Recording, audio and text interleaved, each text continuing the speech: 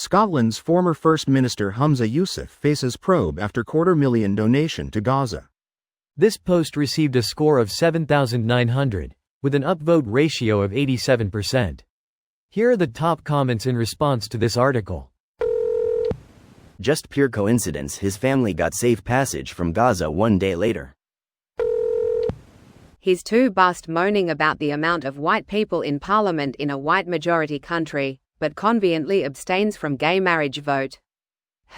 These bank receipts, white, the shirt I have to wear to court, white, the judge's wig, white. Oh my goodness, is this a Pauline Pants Down reference? Bravo. His groceries are just gone. That's not a trivial amount to be donating. It wasn't even his money, LMAO. This is a lot more important than the amount of money. You do realize that you will be noticed when you divert funds meant for others, right? Only if you're not in power when people start looking. Not only donated $250,000 to UNRWA, but did so presumably as a pay-for-play to get his in-laws out of there, and took those funds away from going to genuine relief agencies.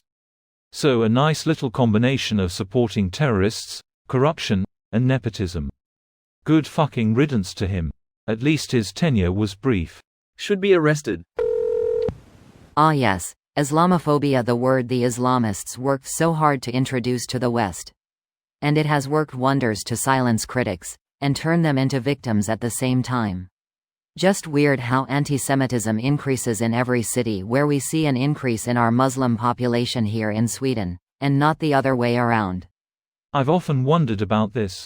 When the same ideology is used to justify brutality against women, homosexuals, etc. in numerous formerly religious nations, how can it be allowed to be immune to criticism?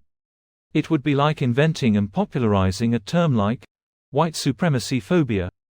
Greater than how can it be allowed to be immune to criticism? With bombs and guns.